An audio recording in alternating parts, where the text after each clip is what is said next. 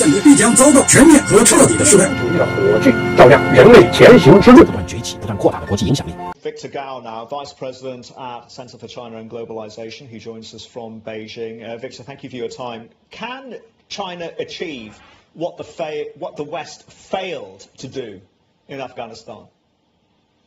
Thank you very much for having me. What the West and the United States in particular have failed miserably in Afghanistan, that's a fact everyone can see for him or herself. Going forward, I think China needs to do the right thing. That is to treat Afghanistan as a fully sovereign state with territorial integrity, to treat the Afghan people of all different walks of life, of all tribes, with equality, and respect the values and the system in Afghanistan, and also the choice which eventually will be made by the Afghan people. That is the right thing. That is the right way, and that is what China needs to follow, not only with regard to Afghanistan, but to every country in the world. Also, I think the conclusion is war does not solve problems. Even if war solves problems for today, it will not solve problem philosophically towards the end of the process. So let's all embrace peace, and let's be opposed to war. That's the lesson of Afghanistan. Victor, Beijing has not officially recognized the Taliban-led government, but it has been making certain diplomatic overtures. What do you believe Beijing's motivation is and interest is in Afghanistan? First of all, Afghanistan is a neighboring country with China. We share a common border of less than 100 kilometers. And over the centuries, there have been tremendous amounts of exchanges between Afghanistan on the one hand and the Chinese people on the other hand. We fully respect Afghanistan. Secondly, China has a working relationship with Taliban, as the United States now has, and as the U.S. military commanders on the street in Kabul now have been reduced or forced to have a working relationship with Taliban. Taliban exists in Afghanistan. We need to deal with Taliban as it is. Secondly, no new government has been constituted in Afghanistan because the process is still running its course. We need to abide by time to see what exactly will happen in Afghanistan. We need to wait until the dust settles in Afghanistan. Another point is that we do not know, and no one knows for sure, what exactly will become of Taliban. There are two extreme possibilities. Either Taliban becomes a very much reformed political force in Afghanistan, embracing reform, embracing development, embracing peace and stability, and that will become a better version of Taliban.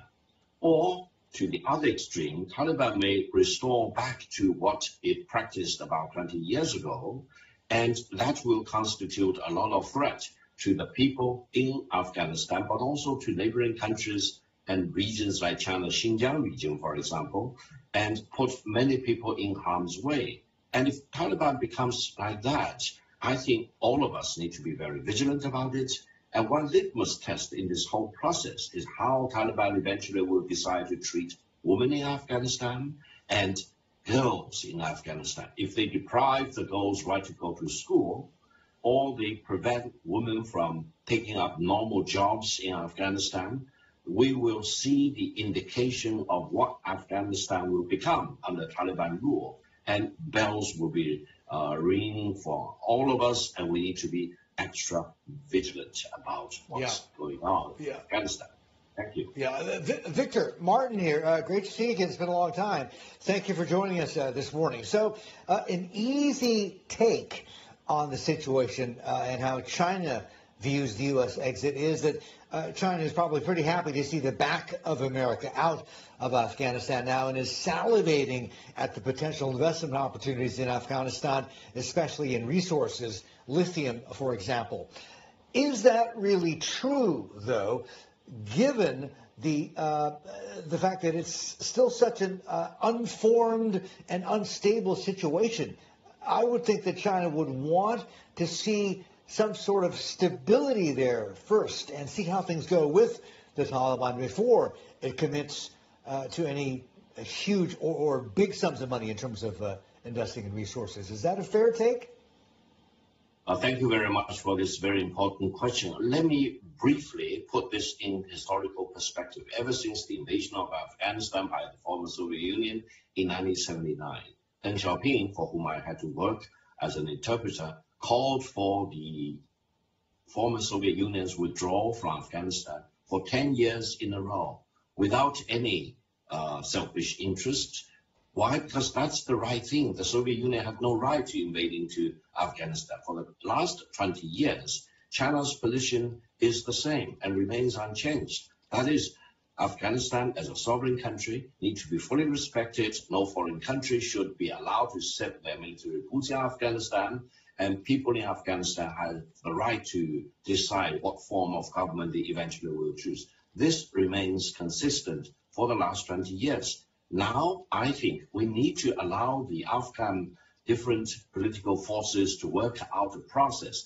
National reconciliation is the preferred process, and it is a shame that the United States, after 20 years war, ran away from Afghanistan without creating a viable political process for different political forces in Afghanistan to commit to peace and stability and development. That's a great disappointment. And that should allow people in everywhere in the world know what the United States could be up to. And it's a very dangerous signal for what the United States might do. Going forward, I think we need to deal with whatever form of government that will emerge in Afghanistan as it is and urge it to do the right thing and try to prevent it from doing the wrong thing. Victor, there is a perception of declining US and broadly Western power, and security guarantees and commitments count for very little, if not nothing.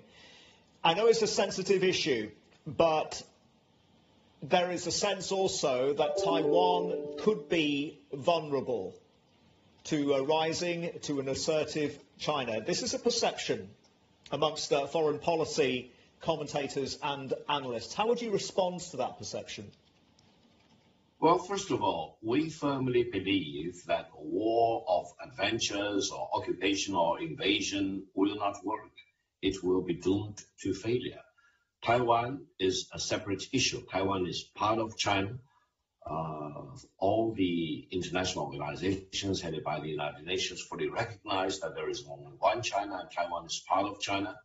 And even the United States has fully recognized that. And that's a very important point. And China has the full right to achieve national unification, and the peaceful reunification will be the preferred method. But reunification between China's mainland and China's Taiwan province need to be achieved sooner or later with peaceful unification or otherwise. That is the megatrend. No one has any right or has any power to stand in the way of the Chinese reunification. And I think all of us need to acknowledge this is the megatrend of our times. And people like Tsai Ing-wen in Taiwan, who believe that once they could get some U.S. support, they could prevent China's reunification, they are indulging in fantasies. Look at what's happening in Kabul. Look at all the military officers of the United States, the largest and the most powerful military power in the world, reduced to talking to Taliban officers with money in their hands to beg for deals of not shooting at U.S. targets. That is really a very sad scene. That should allow all of us to wake up to the reality about what exactly the United States can be up to, and whether they are really committed to defend the legitimate interests in Afghanistan or not. Okay, Victor, listen, great to talk to you. Thank you so much for your time. I appreciate it very much. Please keep safe wherever you are, and we'll do it again very soon.